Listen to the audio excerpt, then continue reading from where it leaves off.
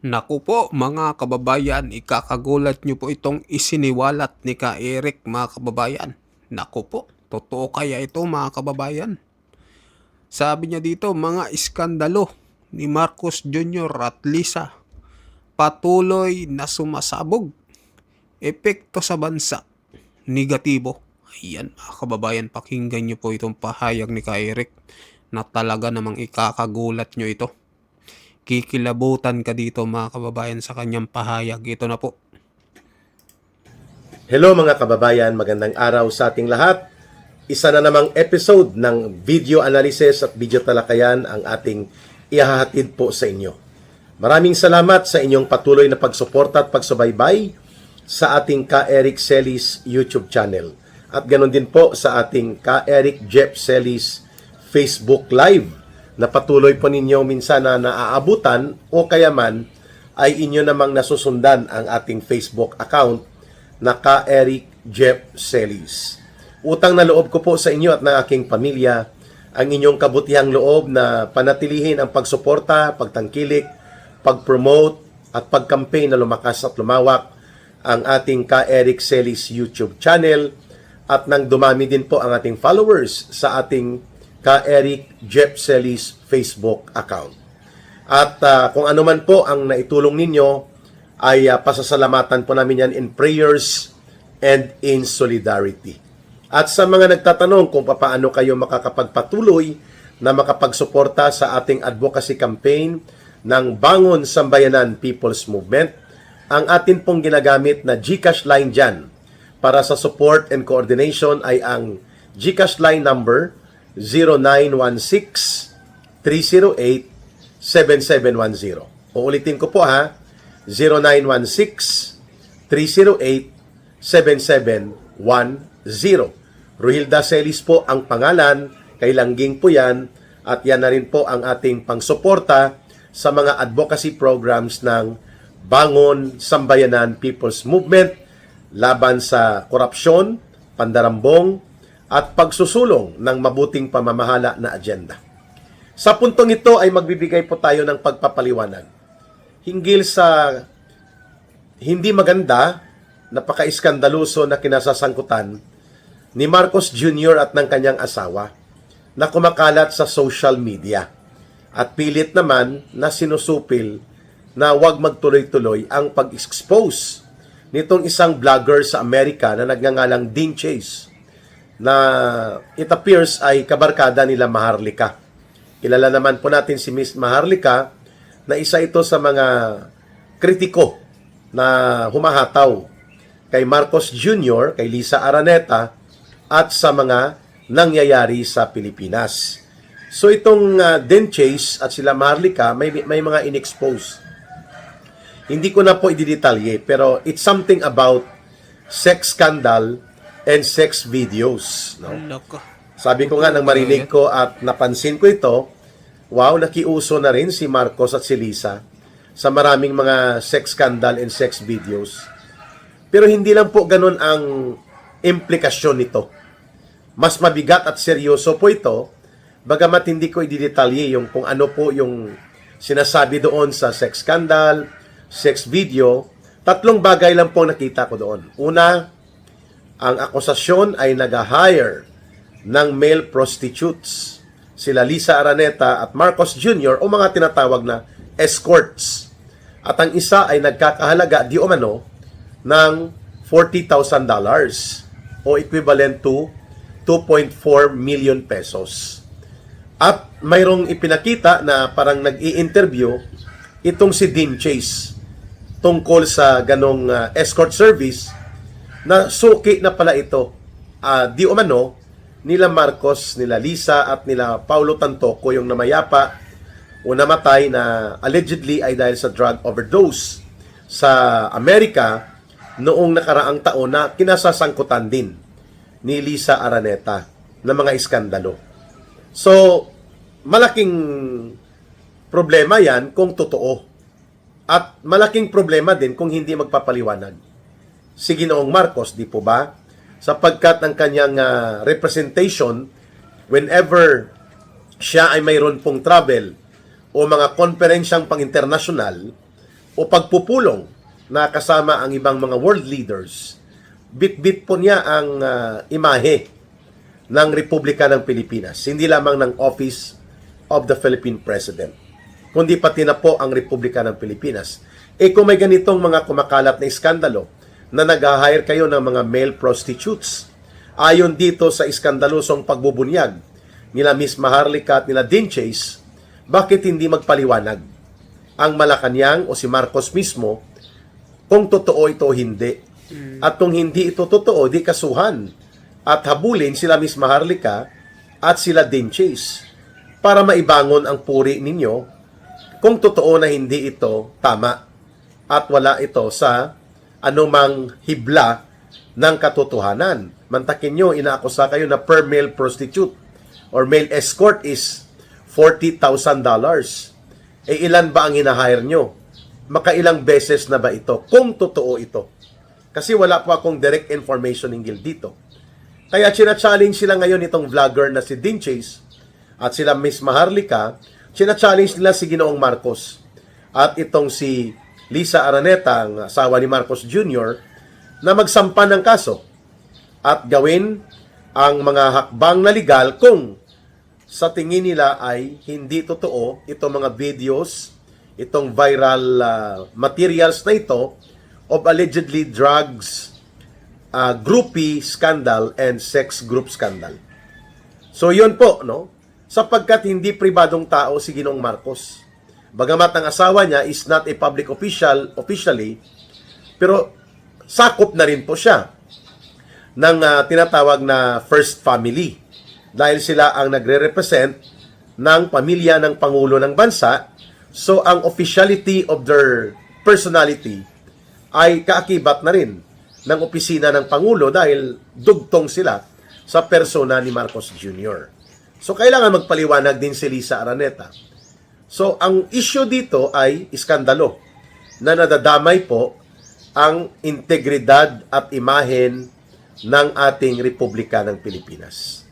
Hindi pwedeng tumahimik dito si Marcos Jr. at wala siyang gagawin na pagpapaliwanag. Mabuti kung pribado silang mga tao. Wala na tayong pakialam doon. Whatever they do inside their room or whatever preference of sexual gymnastics ang gagawin nila, wala tayong pakialam doon sa kanila yon kung pribado sila. But the image, the integrity, and the dignity of the office of the President and the Republic of the Philippines are at stake. No? Drugs, nagdudurog at gumagawa ng kabalbalan na parang sex group o orgy ang tawag dyan. Ano? Not OG, si OG Diaz po yun. Orgy. No? Sa mga kababayan natin. ORGY, orgy, parang group 6 na. Group sex, sorry. No, yun po ang iniiskandalo sa kanila. And yet, what we have observed, tahimik ang Malacanang, walang pagpapaliwanag as if they do not owe an explanation or accountable and responsible response para sa taong bayan at sa mamamayang Pilipino. Number 2, money involved. Resources po ng gobyerno ang ginagamit kapag nagtatravel si Marcos at ang kanyang entourage, which most of the time include ang kanyang asawa, ang kanyang mga gabinete o mga barkada nila. Like ang nangyari doon sa Los Angeles, I think, kung saan namatay po ang apo, isa sa mga apo ng pamilya Tantoco na may-ari ng Rostan's high-end supermarket, mga kababayan. So, yung asawa ni Paulo Tantoco was a public official. I think appointed ito to the level of undersecretary. No? At kasama si Dina Arroyo. So drugs din po at group sex ang allegations. And still Lisa Araneta ang itinuturo. Ngayon, ito na naman, kumakalat na naman. Sinasabi ng ilan, ng mga observers, and even ni Claire Castro, hindi na dapat papatulan ng Pangulo yan dahil AI, artificial intelligence o computer generated lang. Ginigimik lang sa computer yan.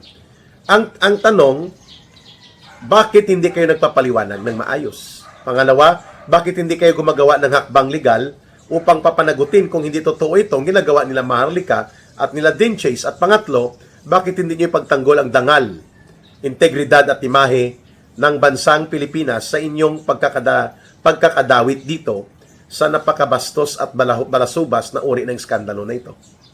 That is a big question, no? Kasi may obligasyon kayo na ipagtanggol ito, ang Republika ng Pilipinas. Kung hindi ito totoo, di kasuhan nyo.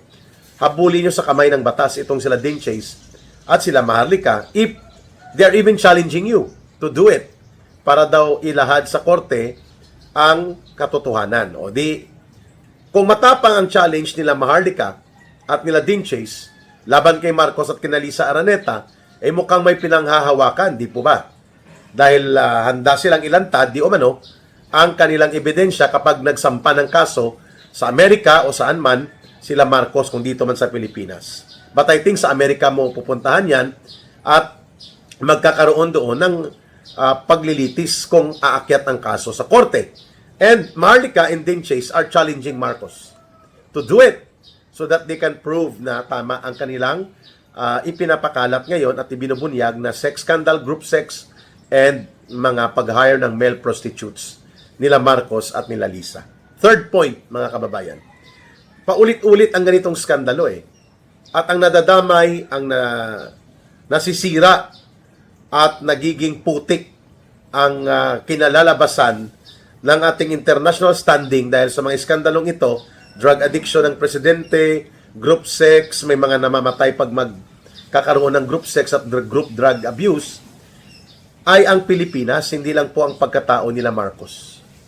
Kaya, nagiging katawa-tawa ang pagtingin ng mga other world leaders at ng iba pang mga gobyerno at mga mamamayan ng ibang bansa sa Pilipinas. Kaya bagsak na bagsak ang ekonomiya ng Pilipinas dahil lugmok ang tourism industry. Mantakin po ninyo ang tourist arrival. Sa data po last year, January to August alone, 8 months data sa Southeast Asian Country Travel and Destination Survey. Ang dumating na tourist arrival sa Malaysia, 28 million tourists. Foreign tourists, galing sa iba't ibang bansa, including Chinese tourists, na pinalayas natin dahil sa ating tapang-tapangan, kiskisan, at anti-China na mga agitation laban sa bansang China at sa leaders nila. 28 million tourists sa Malaysia. 21 million tourists sa Vietnam. 11 million tourists sa Singapore. Sa Indonesia, mga 13 million din ang turistang dumating. Sa Pilipinas, ilan lang po? 3.8 million. Naku, napag-iwanan tayo at naging kulela pagdating po sa tourism attraction. Why? Dahil katawa-tawa ang gobyernong ito. The biggest robbery of a government by the government itself. Ang nagnakaw gobyerno sa sarili niyang gobyerno.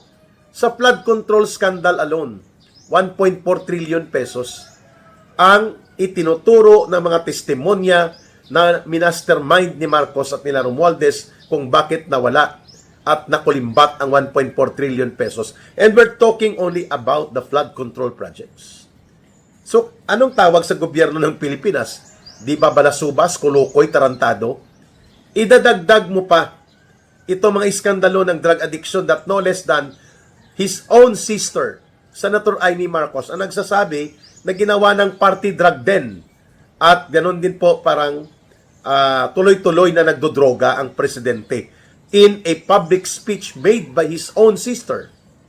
So, ano ang ini-expect natin na image na makikita ng iba't ibang mga bansa ng kanilang mamamayan patungkol sa Pilipinas? Hindi talagang distasteful, no? Walang kabutihan na makikita ang mga tao na nakikita nila na aagnas, nabubulok ang gobyerno. So, bakit ka papupunta sa Pilipinas? Kaliwat kanan ang mga kriminalidad, ang paglaganap ng droga muli, ang pamamayagpag ng organized crime, pati mga pulis pinapatay ng kriminal at isinisilid sa septic tank. Magnanay na pulis pinapatay. Naku, mga kababayan, kaso ng rape. Naku, bintahan ng droga. All of this are creating not only a perception but a reality of information na nakakaabot sa ibang mga bansa. Kaya yan pong dahilan kung bakit lugmok ang tourism industry natin, mga kababayan. There is no semblance or appearance na stable, matino at maayos ang gobyerno sa Pilipinas. Nasasangkot sa sarili niyang pagnanakaw sa sarili niyang gobyerno by the trillions of pesos habang nalulugmok sa kahirapan ang kanyang mamamayan. How would you attract tourists, investments, big business, and other world leaders and other governments na tumulong at makipartner sa Pilipinas? Inaaway pa natin ang biggest neighbor and powerful neighbor natin na dapat kaibiganin natin. Kung bagamat mayroon tayong diferensya, pwede namang pag-usapan sa pamamagitan ng dialogo at mga diplomatikong ugnayan. O, kita mo na pag-iwanan tayo. Habang mayroon maritime conflict ang China at ang Vietnam, Malaysia, Indonesia, and even ang mga bansang karatig natin, Thailand, Brunei, ay umuunlad. China, Singapore, umuunlad at umuunlad sila. Bagamat mayroon silang hindi pagkakaunawaan, kapareho lang sa Pilipinas at sa China, sa mga maritime issues, and yet the diplomatic and trade and economic relations as well as security interaction are far more stable at beneficial. Kaya nagtutuloy-tuloy ang pag-unlad ng mga bansang ito na pag-iwanan po tayo. Ngayon dadagdagan mo pa nitong iskandalo ni Marcos Jr. at ng kanyang asawa. Naku, mga kababayan. So, ang sangot-saring iskandalong ito, pandarambong at pangungurakot na sistematiko, malawak, organisado at malubha na ang itinuturong mastermind sila Marcos at Romualdez, sabayan mo pa ng sex group scandal, drugs na ina-allege involved ang mag-asawang Marcos at Lisa at walang pagpapaliwanag kung hindi they are just setting it aside as if it's nonsense. Pero ang persepsyon at pananaw sa buong mundo, ganun ang nangyayari sa gobyerno ni Marcos. So masisisi ba natin kung nasa 3.8 million tourist arrival lang tayo, habang yung ibang karatig bansa natin na dihamak na mas maganda ang ating tourism attraction, yung ating natural na mga kayamanan, magaganda, and yet, pinag-iwanan tayo. Tag 20 million mahigit ang mga turistang dumarating sa mga karatig bansa natin, o ang iba ay umaabot ng between 11 to 14 million tourists. Tayo kulelat at napag-iwanan. Why? Sapagkat nagugumon at lumalangoy sa kumunoy ng samot-saring iskandalo ang gobyerno ni Marcos. At yan po, Wishing there was something left to lose.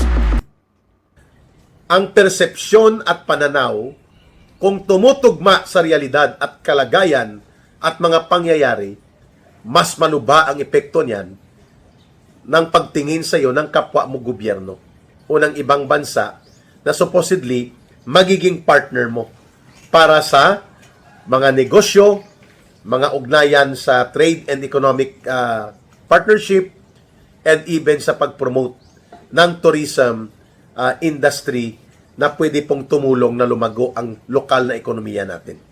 Sa ating problema lamang sa China, na pinatindi at pinalubha ni Marcos dahil nagpasulsol ito sa Estados Unidos, nakipaggirian at tapang-tapangan sa China, instead of diplomatic channel and dialogue and peaceful interaction and compromises and bilateral talks, sinunod niya itong mga agitation ng kagaya ng kulukoy na si Tariela at mga alipores ng propagandista ng Central Intelligence Agency ng Amerika. We lost more than 2.1 million tourists every year since naupo si Marcos at lumala ang ating mga ugnayan ng maayos sana sa China. And that's around $1.8 billion per year lost potential income from tourism industry from China alone. So mantakin mo $1.8 billion. How much is that?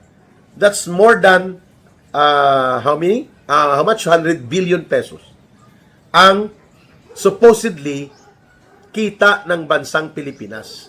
Mahigit 100 billion pesos o potential income ang nawala dahil lamang sa katarantaduhan ng foreign policy na baluktot at wala sa tamang hulog ng foreign relations and foreign policy dahil walang alam si Marcos sa pamumuno ng tama at parang si Tariela pa, itong kulukoy na Coast Guard nito, ang lumalabas na tagapagtambol ng foreign policy niya na pinapabayaan niyang mag-upat at mang-udyok ng digma-digmaan laban sa China. Ito rin po ang nangyari ngayon. Itong pagbubunyag ng mga iskandalo na kinasasangkutan niya ng asawa niya at ng kanilang entourage kapag nag-travel sila sa mga, like sa Amerika. Walang sagot, walang pagpapaliwanag. And yet, the perception persists. Yung pananaw ng mga tao ay nagpapatuloy. Ano pong ibig sabihin yan? Na ang gobyernong ito ay pabaya na, hindi pa naglilingkod ng tama, bulok ang kanyang karakter, magnanakaw at mandarambong ang kanyang imahe na siya namang katotohanan, nasasangkot pa sa kabalbalan ng mga sex video scandal na ito and group drug scandal na ito. And yet, we heard nothing from Marcos Jr.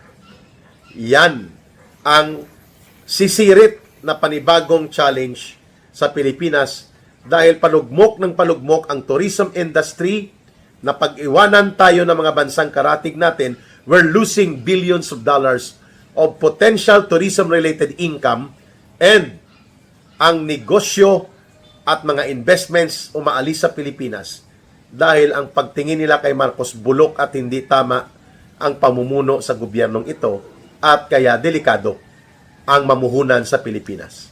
That's exactly my point.